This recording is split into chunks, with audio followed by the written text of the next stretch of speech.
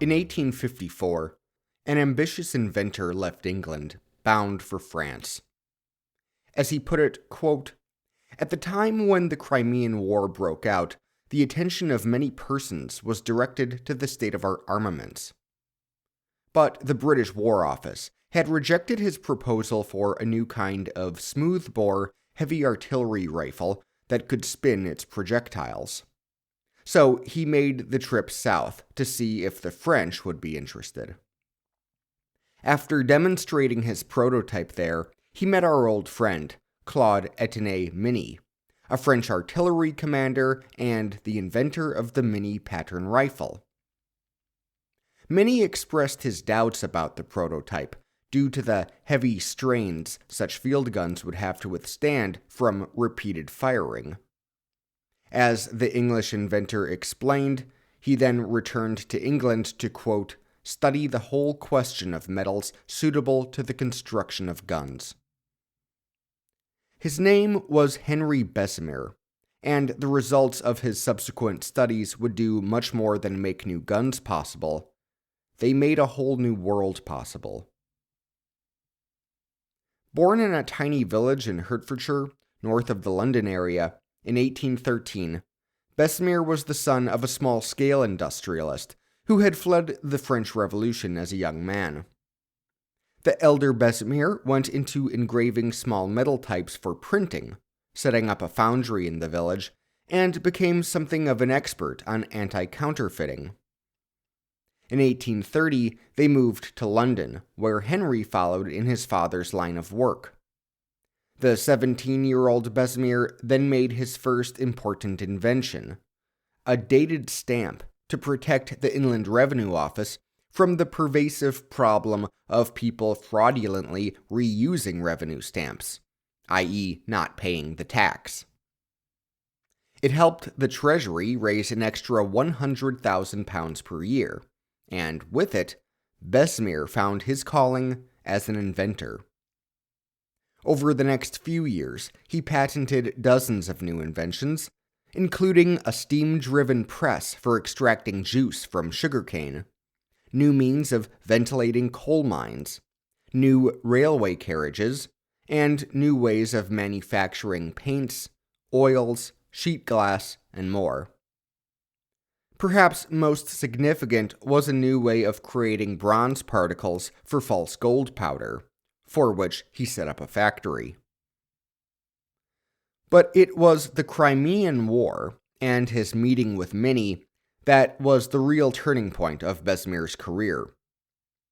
As he put it in his autobiography, quote, "I well remember how, on my lonely journey back to Paris that cold December night, I inwardly resolved, if possible, to complete the work so satisfactorily begun, by producing a superior description of cast iron that would stand the heavy strains which the increased weight of projectiles rendered necessary."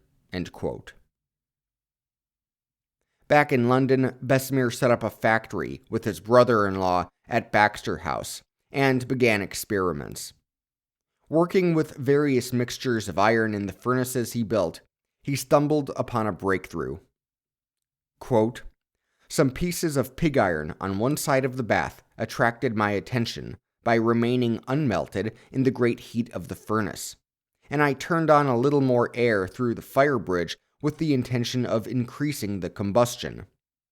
I then took an iron bar with the intention of pushing them into the bath, when I discovered that they were merely thin shells of decarburized iron, showing that atmospheric air alone was capable of wholly decarburizing gray pig iron and converting it into malleable iron without puddling or any other manipulation. Thus, a new direction was given to my thoughts." End quote. Bessemer adjusted his experiments around this critical point, that air alone could refine iron. He then built a new crucible with a blowpipe in its center, and then he took it a step further, scrapping the furnace and building an open-mouth cylinder through which air could be blown in through the bottom. After 10 minutes of blowing air into this device, violent, white flames shot up through the mouth, followed by, quote, a succession of mild explosions, throwing molten slags and splashes of metal high into the air, the apparatus becoming a veritable volcano in a state of active eruption.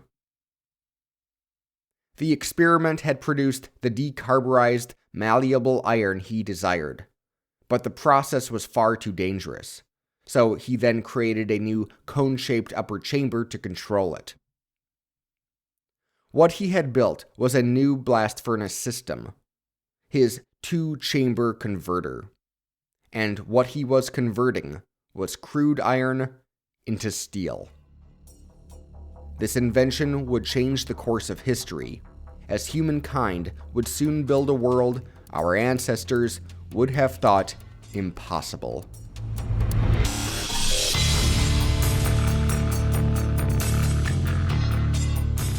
This is the Industrial Revolutions. Chapter 59, Steel and Rubber.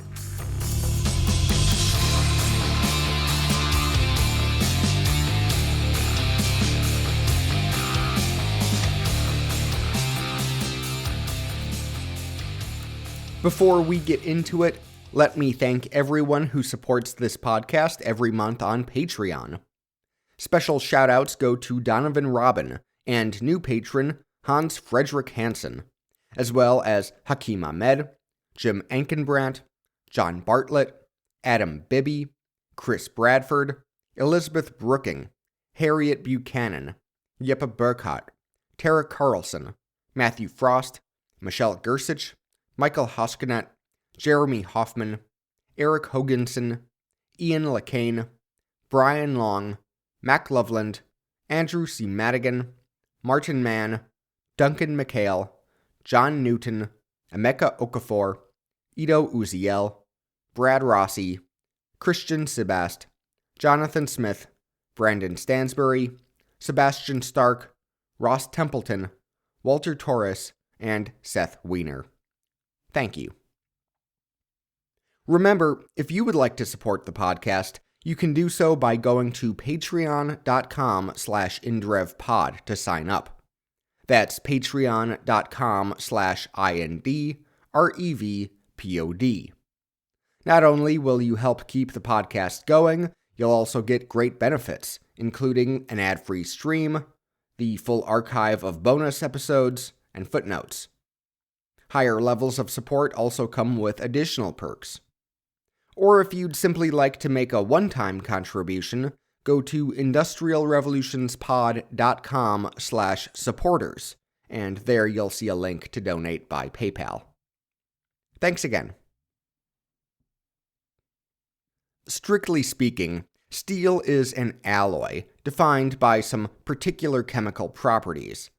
But for our purposes today, I'm going to simplify it a bit and say steel is a specific form of iron.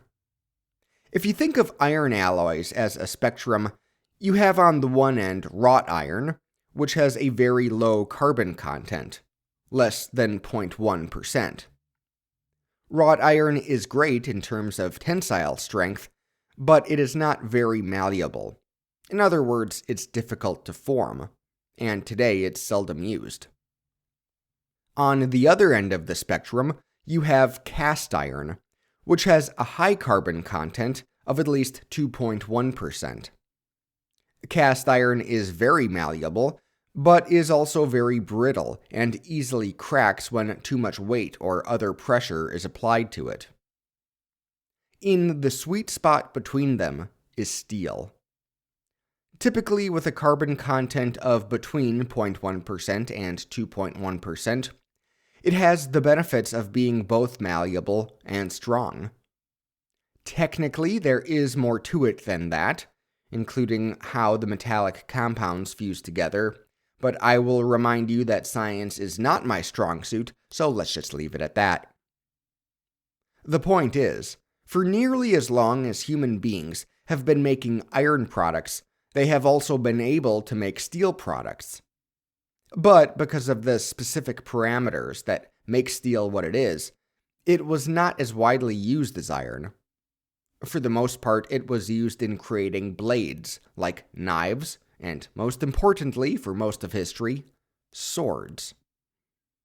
Sword production was the most important application of steelmaking in medieval England. And by the High Middle Ages, the epicenter of England's steel industry was the town of Sheffield in Yorkshire. Geoffrey Chaucer even noted the town for its knives in the Canterbury Tales. It was on the outskirts of Sheffield where our old friend, Benjamin Huntsman, set up his foundry for crucible steel in 1740. If you remember to way back in Chapter 6, it was Huntsman who had made the first really big innovation for steel production. Using coke to get the desired temperature, he could cast molten steel into reusable crucibles, thus scaling the production of steel goods. It was a major disruptor in Sheffield's steel industry at the time, and it made Britain the world's leading steelmaking nation.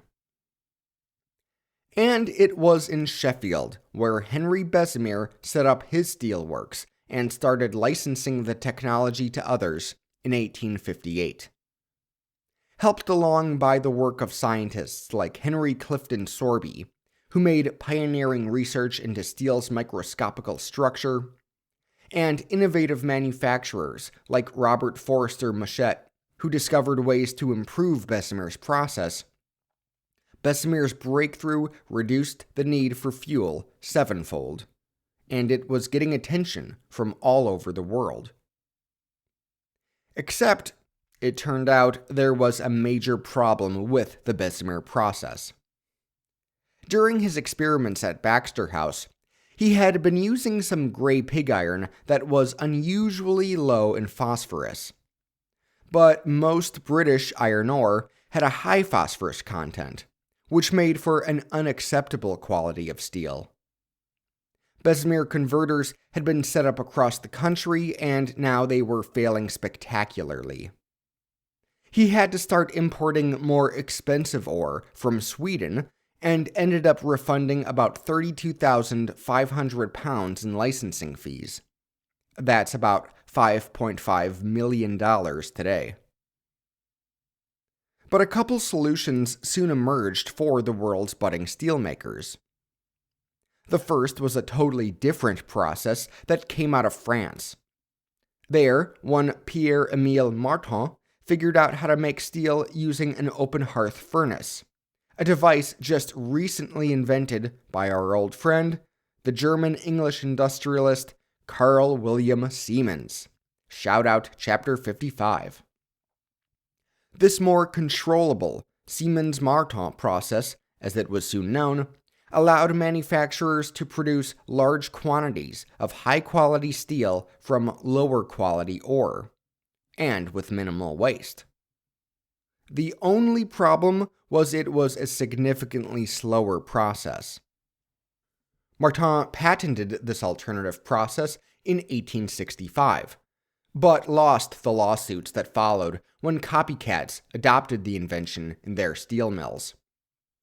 Martin would die in poverty, but his method became the preferred method of steelmaking in continental Europe.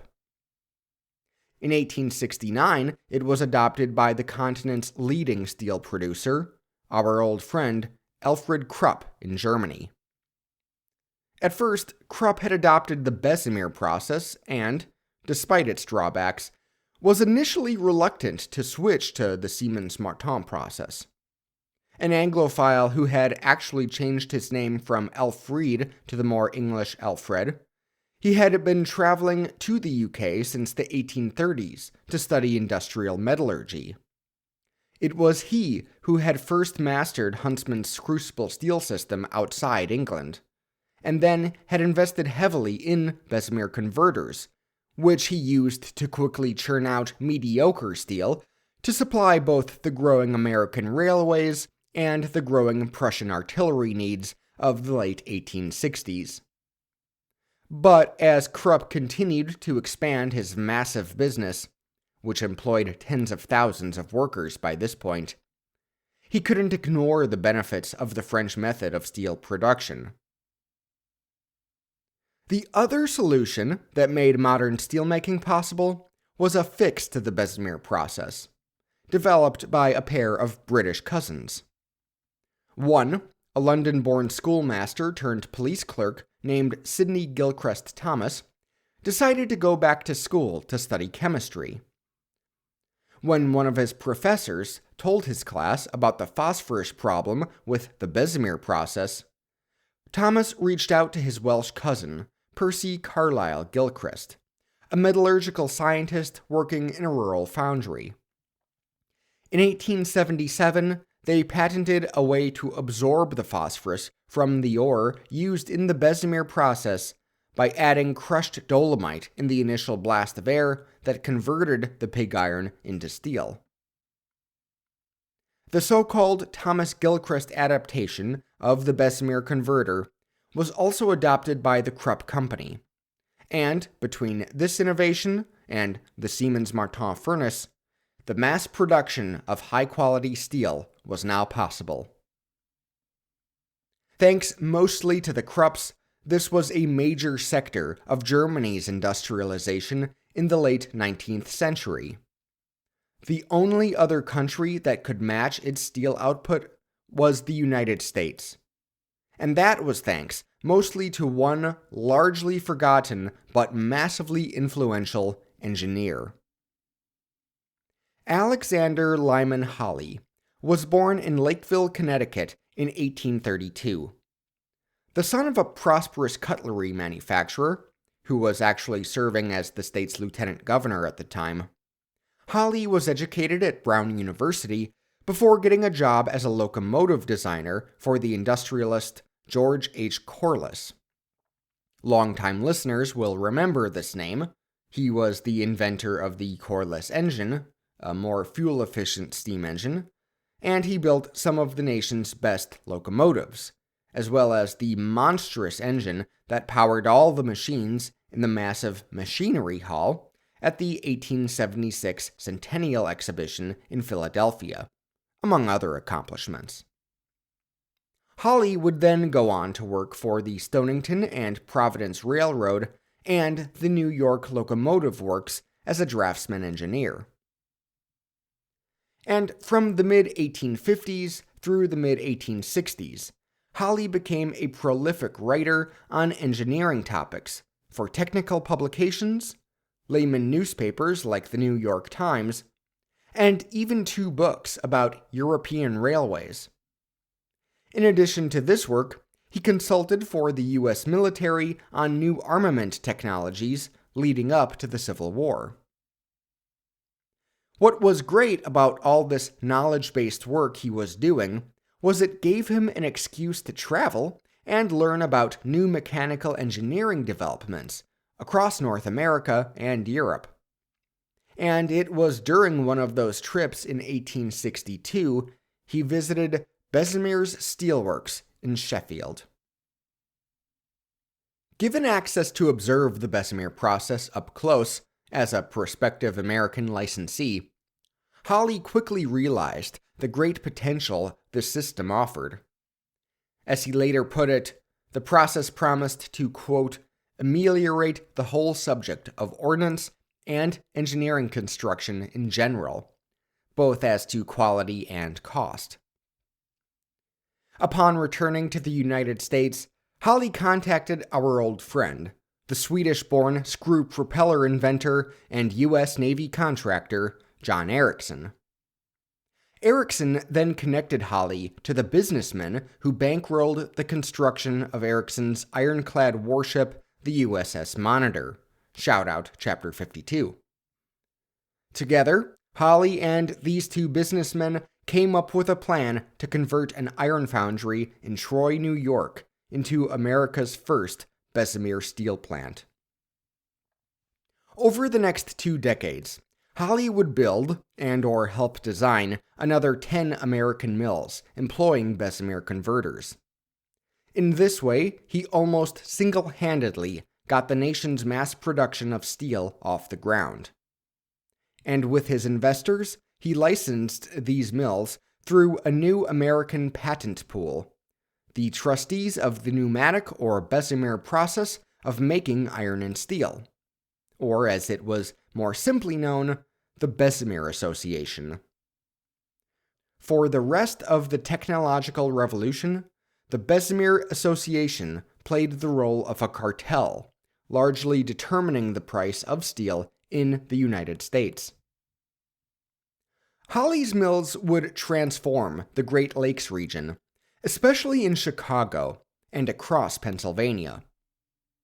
Among the new plants were the Cambria Iron Works and the Bethlehem Iron Works, which later merged into one of the nation's leading steel producers of the 20th century, Bethlehem Steel.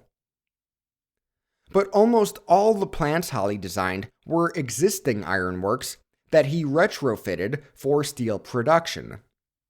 What he really wanted to do was design a new steelworks from scratch, one that could achieve ultimate scalability, one built with a seamless flow system from the start, one that incorporated transportation in and out of the plant for optimum efficiencies. And in 1872, he was given the chance to build such a steel plant outside Pittsburgh, Pennsylvania, thanks to a rising capitalist who would soon dominate the steel industry, an immigrant whose rags-to-riches story embodied the burgeoning American dream. And I'm guessing more than a few of you already know who I'm talking about. Andrew Carnegie was born in a one-room cottage in Dunfermline, Scotland, just north of Edinburgh, in 1835. His biography reads like a Mad Lib, full of the topics we've covered throughout the course of this podcast. His father was a handloom weaver who struggled to make ends meet due to the invention of the power loom. His mother made the family some money by selling baked goods to their neighbors. The Carnegies were political radicals and joined the Chartist movement. Though poor, Andrew had an uncle on his mother's side who was a prosperous snuff manufacturer and radical politician. This uncle, George Lauder Sr., is often credited with having shaped the boy's worldview. In 1848, with the economy in tatters across Europe, the Carnegies decided to emigrate to America. Borrowing from Lauder, they took a steamer from Edinburgh to Glasgow, and then set sail for New York City. As Carnegie described it in his autobiography, quote, "New York was the first great hive of human industry among the inhabitants of which I had mingled, and the bustle and excitement of it overwhelmed me." From there, the family made a 3-week journey up the Erie Canal, watching the construction of the new Erie Railway as they traveled, and then sailed across Lake Erie to Cleveland, before finally heading south to Pittsburgh, where they settled. But in Pittsburgh, his father continued to struggle as a handloom weaver. He eventually got a job in a cotton mill, but it didn't much suit him. And so, the 13-year-old Andrew had to find work to help the family make ends meet.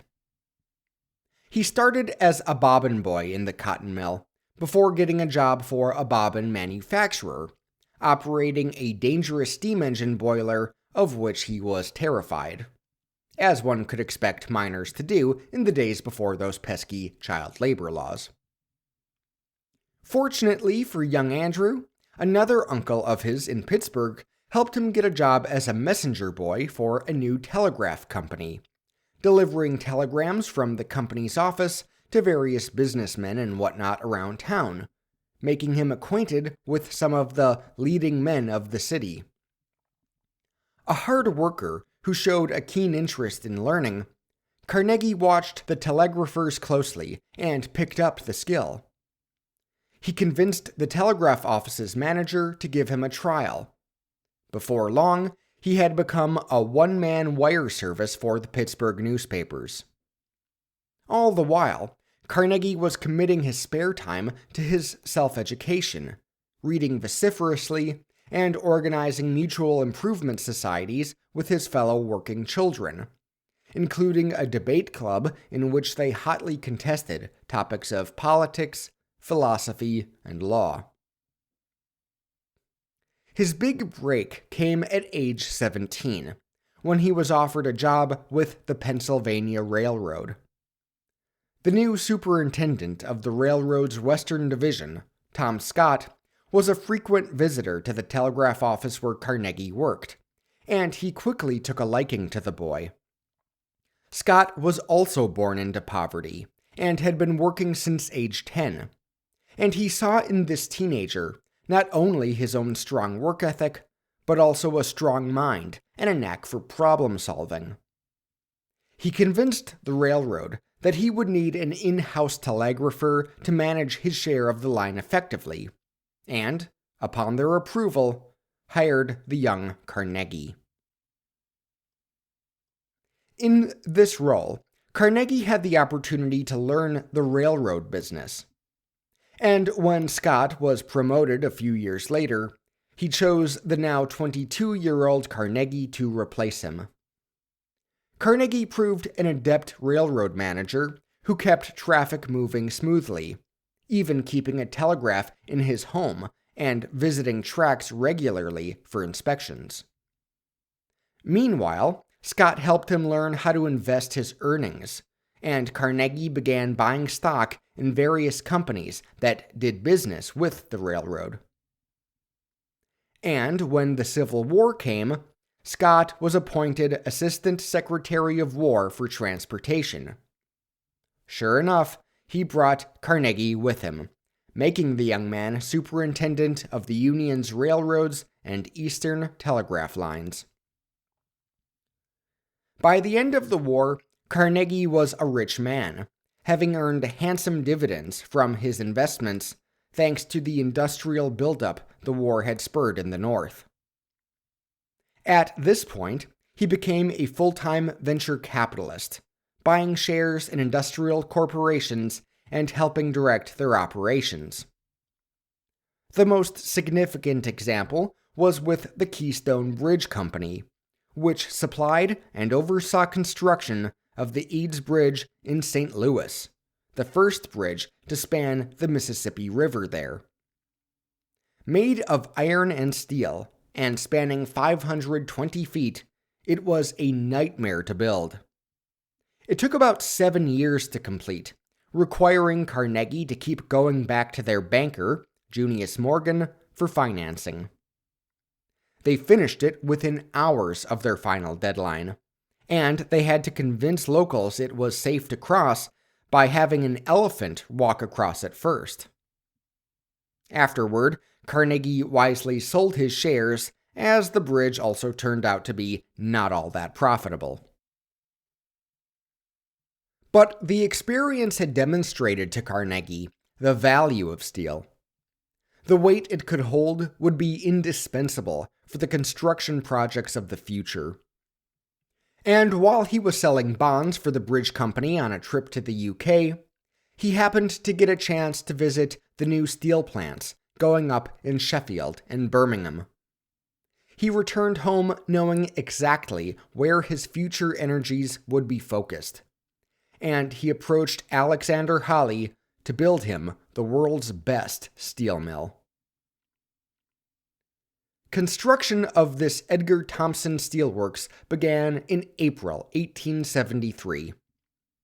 Named after the president of the Pennsylvania Railroad, where Carnegie had started and which still did business with many of the companies Carnegie had shares in, it was by far the most productive steel mill of its day.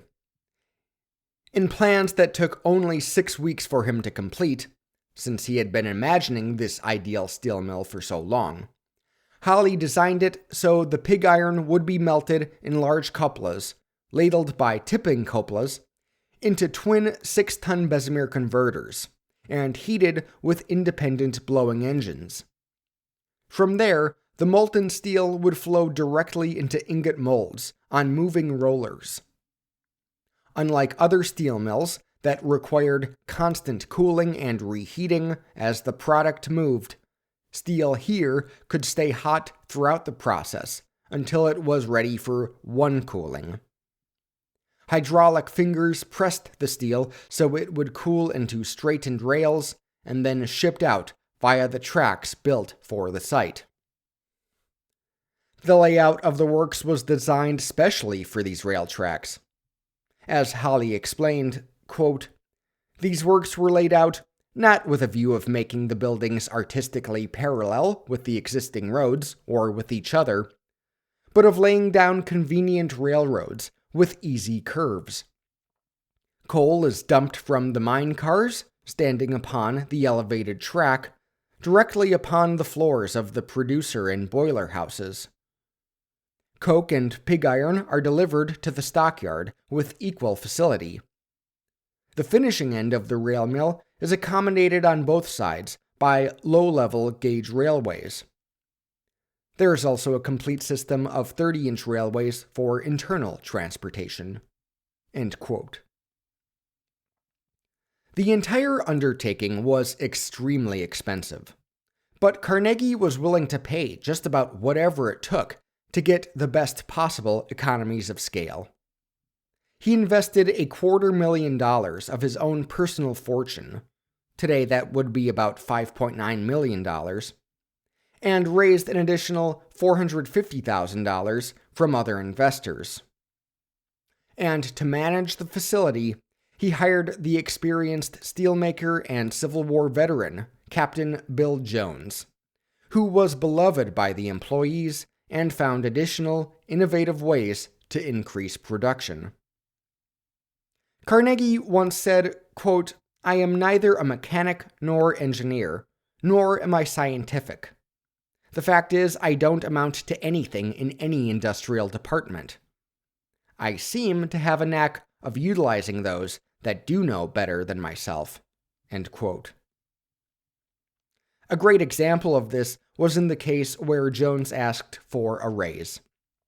Carnegie liked to incentivize managers with stock options, but Jones said he'd prefer to have the highest salary of any steel mill superintendent, asking for $20,000, but willing to settle at $15,000 per year. In a stroke of genius, Carnegie decided to pay him $25,000 per year, the same salary as the President of the United States. And in the process, he earned the longtime loyalty of this skilled manager. Carnegie, for his part, played the unofficial role of salesman for his steel. And with the economies of scale achieved, he was able to sell that steel at 30% less than his competitors / fellow Bessemer Association members. The result was instant profitability. Though much to the chagrin of his shareholders, Carnegie refused to pay any meaningful dividends, instead reinvesting said profits in continued expansion. More steel mills were constructed, as well as coke works to fuel the steel mills. By the end of the century, Carnegie Steel was the nation's leading steel producer, a consolidated corporation responsible for over 40% of American steel output. In fact, it churned out more steel per year than all of Great Britain. Carnegie was ready to expand even further, putting competitors out of business in a new steel war. As he put it, quote, "A struggle is inevitable. It is a question of survival of the fittest." But by that point, Carnegie had hired one Charles Schwab to run the company. Now note, this is not the Charles Schwab associated with the financial services company that exists today, of the Talk to Chuck commercials. That Charles Schwab is actually still alive, and not at all related to ours. Our Charles Schwab had a vision for the future of American steel, which he articulated in a speech to the University Club in New York in December 1900. He said he envisioned a top-down rationalization of the industry in a quote-unquote scientific manner of distributing production among plants most efficiently and eliminating ruinous competition in the process. It was a technocratic vision that could appeal to a monopolistic businessman or even a certain type of socialist, albeit for different reasons. Among those in the audience was Carnegie, and more importantly, the banker John Pierpont Morgan. The son of Carnegie's old banker, Junius, J.P. Morgan did not much care for the backslapping Scottish immigrant. However, he was drawn to this Schwab fellow and approached him after the speech. Together, they courted Carnegie and worked with a couple other steel firms that Morgan had stakes in. The next year, they bought out Carnegie and incorporated a new trust at the whopping, unprecedented price of $1.4 billion. U.S. Steel.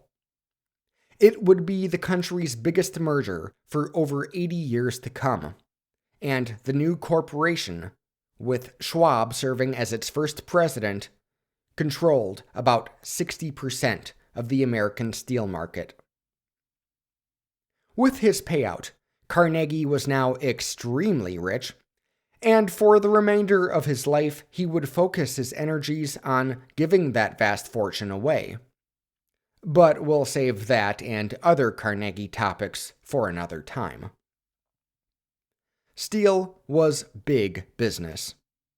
It was among the heavy industries that overshadowed so many other examples of industrialization during this period.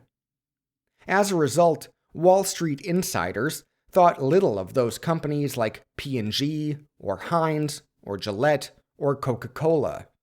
Those were small potatoes by comparison. And when you consider what steel helped America build, it's easy to understand why.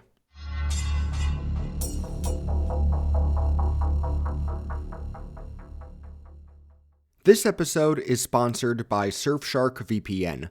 Get Surfshark VPN at surfshark.deals/indrevpod.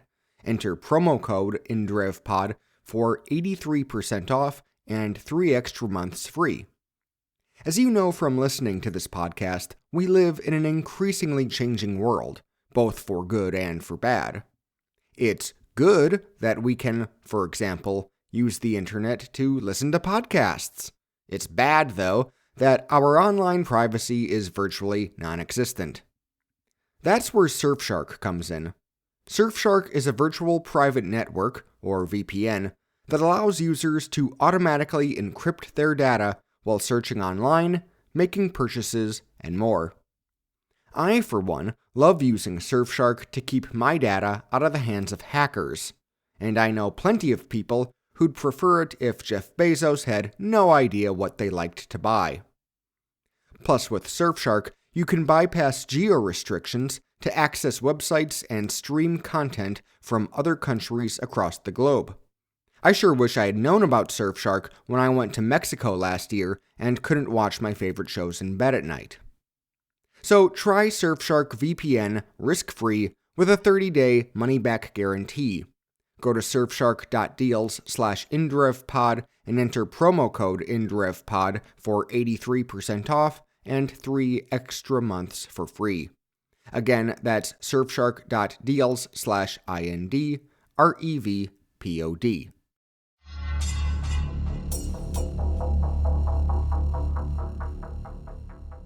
According to legend, it was all the fault of an Irish immigrant woman and her cow. On the night of October 8th, 1871, Mrs. Kate O'Leary was milking her cow in the family barn at 137 DeKoven Street in Chicago. While being milked, the cow kicked over a lantern. The hay on the ground caught on fire, and the fire rapidly spread, first engulfing the barn and, before long, the entire city. Today we know this story is almost certainly false, and it wasn't Mrs. O'Leary's fault, But it is true that as a result of the fire, roughly a third of Chicago was destroyed, mostly in the downtown core of the city. But as damaging and traumatic as this Great Chicago Fire was, the rebuilding of Chicago was a remarkable undertaking. And in this task, an entire generation of Chicago architects were given an opportunity to design creative, inspired, and massive new buildings. Among them was one Louis Sullivan, a Boston-born architect in Philadelphia, hit hard by the Panic of 1873. He decided to move to Chicago to join the building boom there. Following his arrival, he noticed a problem. Quote, "It became evident that the very tall masonry office building was, in its nature, economically unfit as ground values steadily rose. Not only did its thick walls entail a loss of space and therefore revenue, but its unavoidably small window openings could not furnish the proper and desirable ratio of glass area to rentable floor area. Thus arose a crisis, a seeming impasse. What was to do? In this instance, the Chicago activity in erecting high buildings finally attracted the attention of the local sales managers of Eastern Rolling Mills, and their engineers were set at work. The mills for some time past had been rolling those structural shapes that had long been in use in bridge work. Thus, the idea of a steel frame which could carry all the load was tentatively presented to Chicago architects." End quote. Sullivan would later be known as the father of skyscrapers. Or one of the fathers, anyway. Among his structures is Chicago's Auditorium Building and Union Trust Building, St. Louis's Wainwright Building, Buffalo's Guarantee Building, and New York's Baird Conduct Building. Before this point, it was quite rare for a building to exceed 5 or 6 stories. But now, steel was making the impossible possible. Also before this point, the advancements made in steel production had mostly been used to supply the expanding railroads. Thanks to Bessemer, steel was now more affordable than labor-intensive wrought iron, and because many of the Bessemer plants were producing these steel rails before the Thomas Gilchrist adaptation, a lot of those steel rails cracked and needed to be replaced within a matter of years. Although, thanks to the lower phosphorus ore found in the mines of Michigan's Upper Peninsula and northern Minnesota, it wasn't quite as big of a problem as it was in Britain. As steel was adapted for structure building, though, it became ever more important to understand the quality of this stuff. Steel firms began employing scientists to study the chemistry of their work, ensuring that the beams they produced could withstand tremendous load-bearing weight. In fact, for the first time, scientists and industrialists began debating what exactly defined the word steel. Was it a matter of the carbon content? Was it a matter of the amount of heat needed to fuse the metallic compounds? How much did the mix of metals in the alloy matter? What was the appropriate mix? Etc. Usually, their preferred definitions conveniently aligned with the kinds of steel their mills were already equipped to make. But more and more steelmakers did realize, around this time, that they needed to adopt the Siemens-Martin process as well. Though slower and thus more expensive to operate, it was necessary to get the quality of steel necessary for the burgeoning market. They could still operate their Bessemer converters for some products, but skyscrapers would need steel made in an open hearth furnace. Guys like Carnegie diversified their holdings, building additional plants for the Siemens-Martin system. and the blueprints they drew up for these facilities made the Watt steam engine look like a cute high school science project by comparison.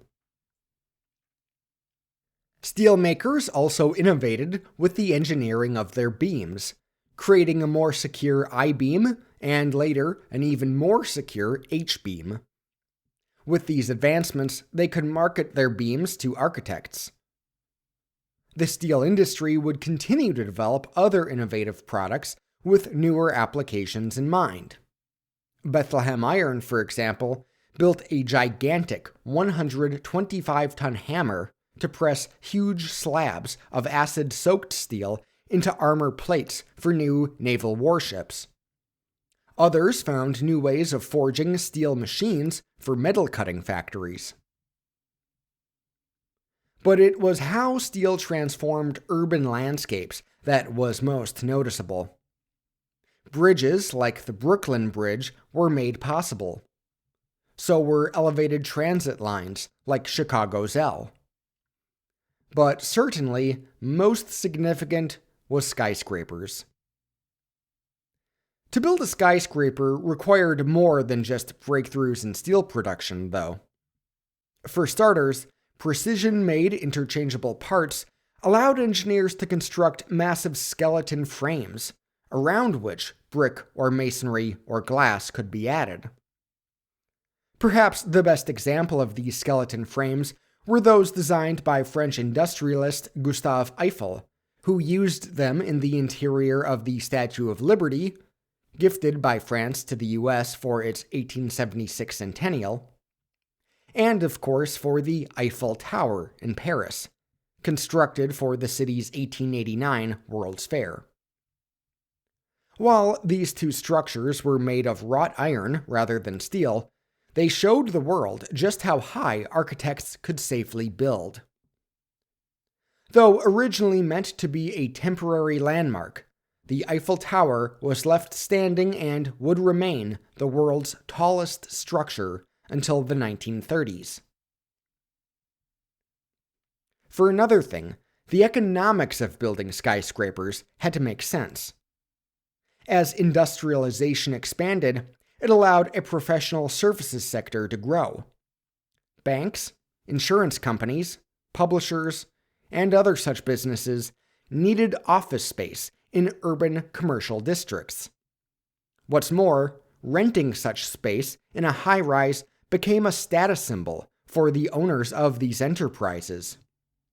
And thanks to the new railroads and mass transit systems, office employees could easily commute into these expensive downtown cores each morning from the surrounding residential neighborhoods where they lived.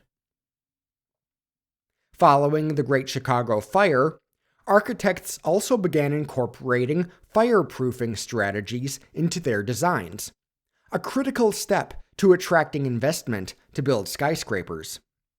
And plus, by using skeleton frames, it took construction firms shockingly little time to build them, something much appreciated by the capitalists building these offices so they could start collecting rents all the sooner.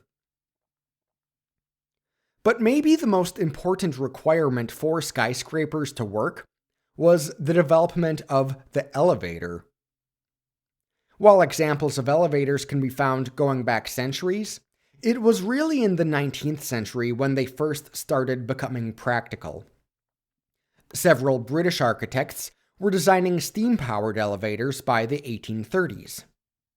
American Elisha Graves Otis invented a safety brake in 1852 that made elevators considerably safer to ride, a critical step for the public to trust them. And in 1880, our old friend Werner von Siemens invented the first electric elevator. Before safe, powered elevators, it would not have been practical to build high. Not too many business owners or managers would want to rent space in a building where they'd need to climb 10 floors of stairs to get to their office. Now, they wouldn't just want to rent in a high-rise, they'd want to rent at the top of that high-rise, looking down on the city below them. In the wake of Chicago's building boom, skyscrapers slowly spread across the country as cities gradually reviewed their building codes to allow for them.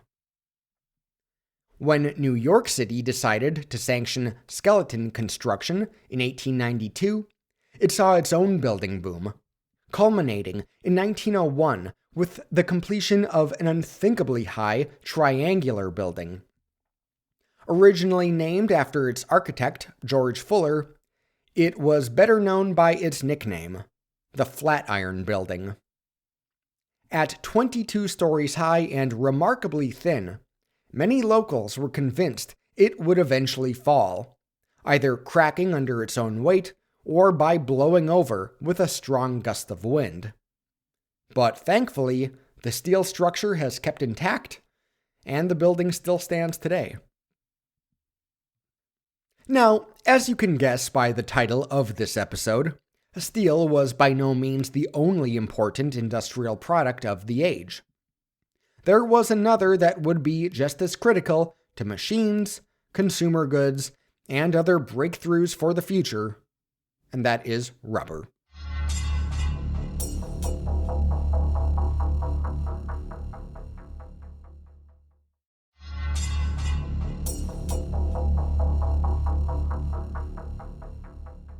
Last time, I told you about the invention of the safety bicycle in Britain, followed by John Boyd Dunlop's invention of the pneumatic rubber tire, and how these inventions kick-started a worldwide bicycle craze in the 1890s. Well, already set up to take advantage of this craze was an American manufacturer named Albert Augustus Pope. Born in Boston in 1843, Albert Pope's family went way back in New England history. They had succeeded in the lumber trade, and Pope's father tried using it to buy up land west of Boston on the verge of suburban sprawl there. But he was too early, and ended up losing a fortune. Albert subsequently dropped out of school and began working as a shop clerk. But he succeeded in military service during the Civil War, leaving at the rank of captain, and used his savings to begin investing in various business ventures. It was at the 1876 Centennial Exhibition in Philadelphia that Pope saw a display of penny farthing bicycles. Those are the old-timey bicycles you've probably seen in pictures, where the rider has to sit up really high above the bike's giant front wheel. He decided to start importing some of these bikes from the UK and, by 1878, began building his own out of a new factory. Taking advantage of the advancements in metal casting and interchangeability, he was able to easily assemble and sell these bikes over the coming decade. And when safety bicycles and pneumatic rubber tires became possible, things really started taking off for him. At the height of the bicycle craze, Pope was churning out some 250,000 bicycles per year. And of all a bicycle's components, rubber was the most important. Charles Goodyear and Thomas Hancock had each figured out how to vulcanize rubber in the 1840s, shout out Chapter 39, and following their deaths in the 1860s, the uses of vulcanized rubber had only expanded. It was now being used to insulate telegraph lines, and, eventually, telephone and electric lines too.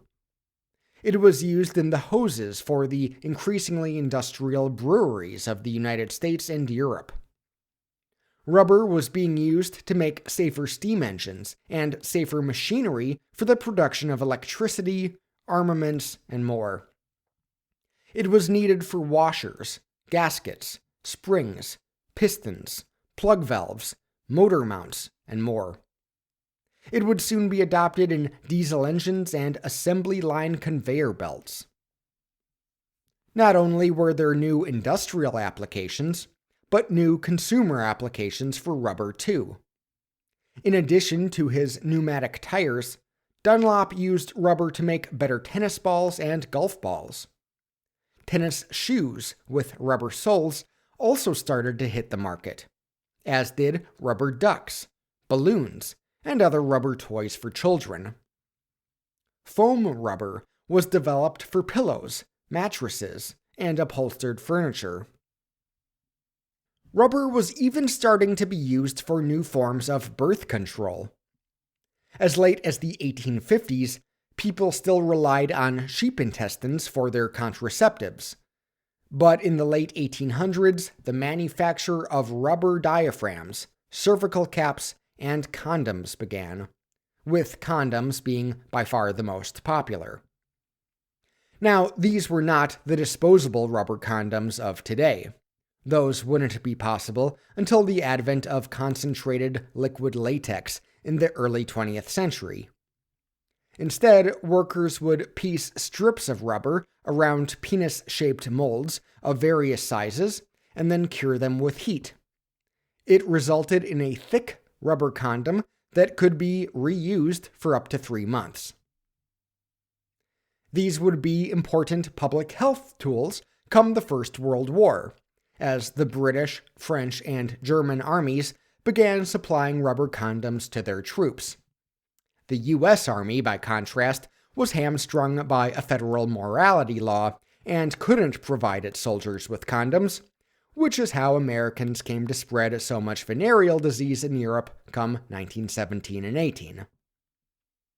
In fact, rubber condoms were so popular in France that they might have been a key reason for the depopulation fears the French faced in the first half of the 20th century. But nothing created as much demand for rubber as the inventions of the bicycle and automobile, for which rubber tires were needed.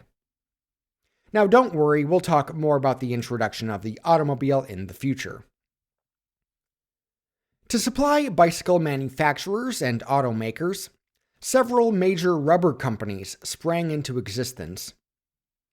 In 1871, Continental Cautchuk and Gutta Percha Company, better known today as Continental or Conti, formed in Hanover.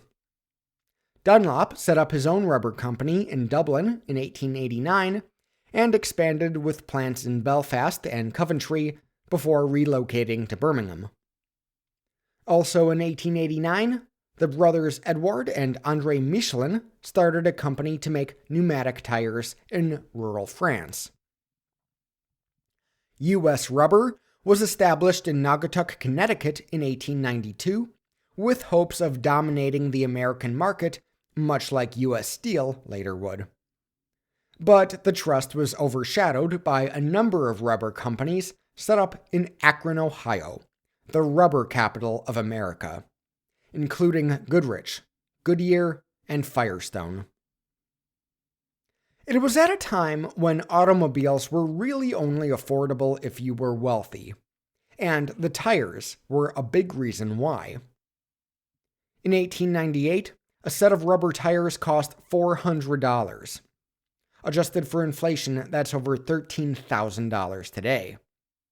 So, to attract business, tire companies went out of their way to make the investment seem worthwhile. They sponsored car races to appeal to Playboy thrill seekers, a tradition that endures to this day. Michelin began printing the first road maps for drivers in continental Europe, and Goodrich followed suit in the US. And, in the days before governments saw the need for doing it, these two companies even installed some of the first road signs, big enough to be seen by passing motorists. Michelin went so far as to establish a tourist office in Paris and began publishing a guidebook of hotels, garages, and restaurants for travelers exploring the continent by car. If you've ever wondered about those Michelin stars that fancy restaurants get, well, this is their origin story. Conti, Dunlop, and Goodrich all proceeded to make their own such guidebooks too. These efforts helped make automobile ownership more and more popular, and, as a result, helped sell rubber tires. By the turn of the century, rubber companies were hiring tens of thousands of workers for their factories in the industrialized world.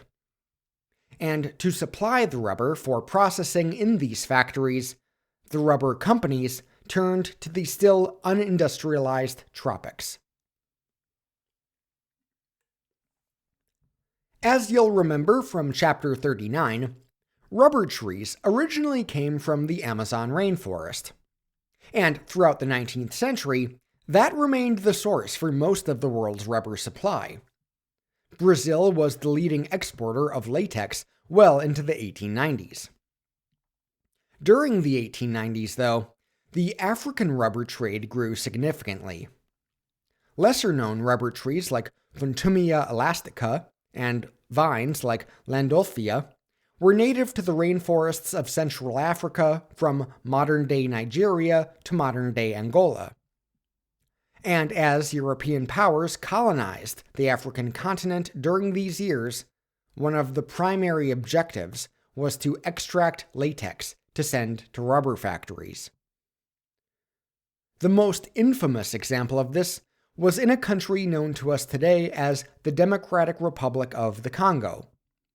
At the time, it was called the Congo Free State, and it was the personal domain of Belgian King Leopold II. We'll talk about how the Berlin Conference allowed that to happen some other time. Though a constitutional monarch back in Belgium, the Congo Free State was not in a union with Belgium, and so the constitution didn't apply there. To raise revenues for his new state, Leopold claimed all uncultivated land and targeted it for rubber harvests. His men oversaw an armed African contingent known as the Force Publique to quote-unquote recruit local Congolese men for this purpose. Poorly paid and often abused by their white leaders, the Force Publique used similar brutality with the Congolese. Men who did not meet the rubber quotas were whipped, even though the whole operation was over-harvesting rubber vine, forcing them to go further and further into the forests to find some.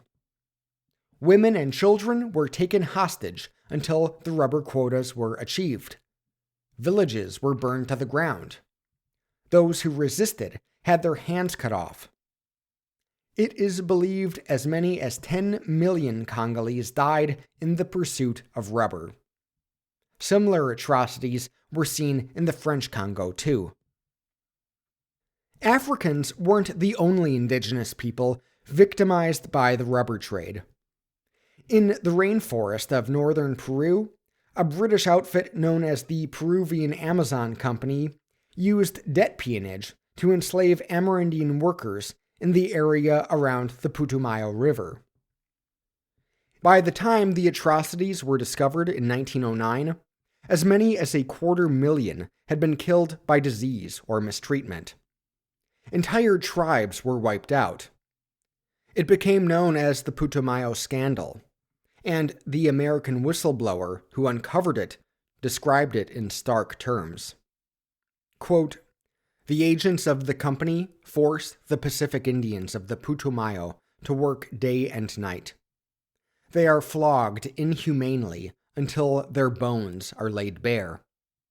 Their children are grasped by the feet and their heads are dashed against trees and walls until their brains fly out.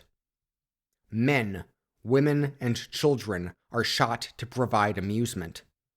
They are burned with kerosene so that the employees may enjoy their desperate agony." End quote. When stories of these atrocities, both in the Congo and Peru, hit the papers, readers were outraged.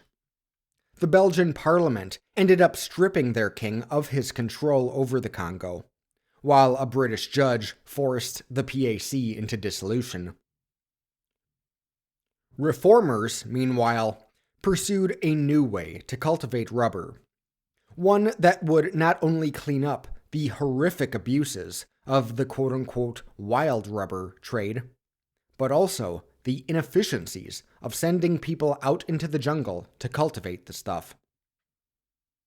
In 1895, an English botanist in Singapore named Henry Nicholas Ridley figured out a way to extract latex from Hevea brasiliensis trees without seriously damaging them, not unlike how we tap syrup from maple trees. He also experimented with how closely the trees could be planted alongside each other. They only needed about 16 feet of distance, it turned out. How soon a tree could be tapped for latex after planting, and how long it could continue to produce latex before being tapped out. By 1899, Ridley had planted over 1 million rubber tree seeds on the Malay Peninsula, where fungi were not as threatening as in South America or Africa. For his love of rubber trees, he earned nicknames including Rubber Ridley and Mad Ridley, and his work had demonstrated the viability of rubber plantations in Southeast Asia.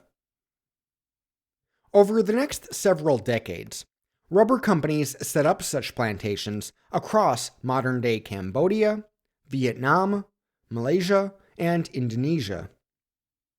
In 1900, virtually no rubber was produced on a plantation.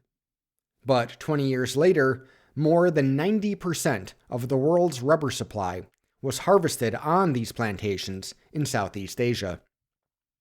And as a result, the annual supply of latex for rubber processing had increased nearly eightfold.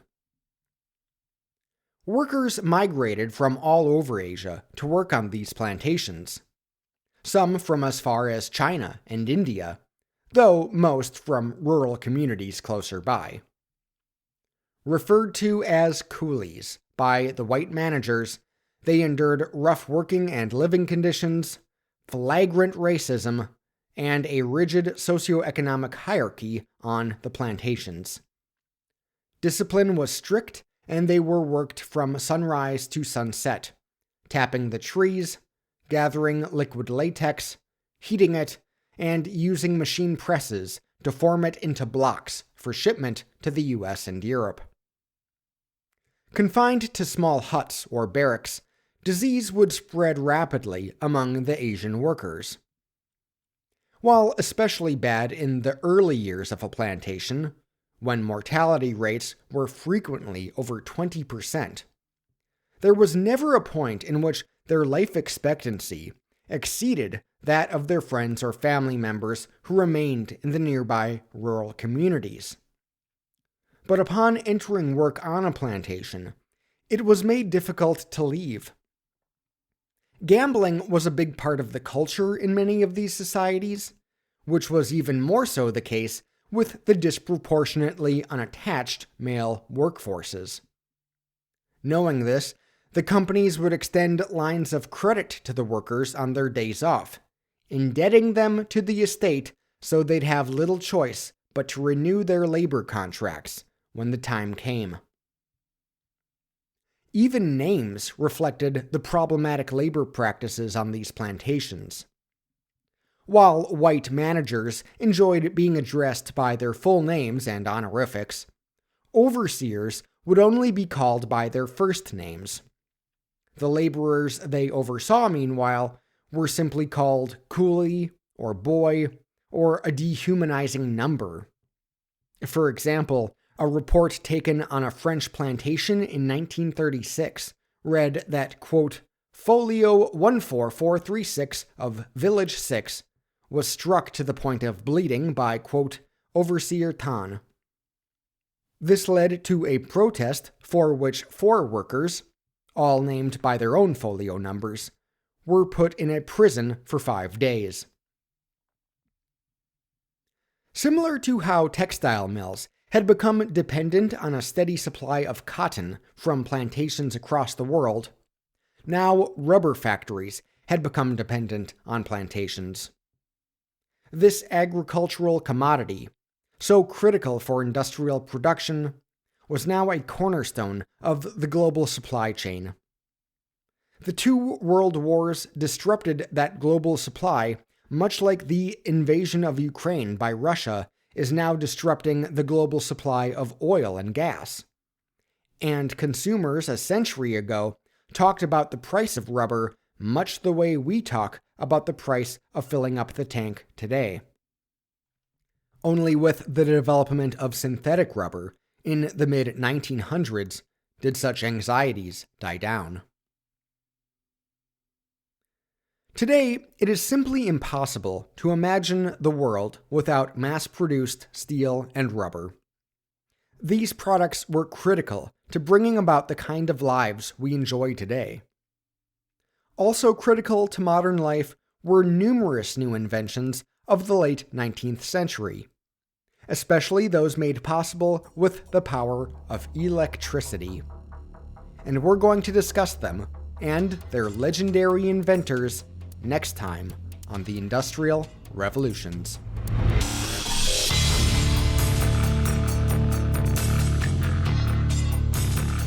Don't forget to rate the Industrial Revolutions on Apple Podcasts and/or Spotify. You can also write a short review on Apple Podcasts or on social media. Be sure to tag @IndrevPod. That's @IndRevPod. Thanks for listening.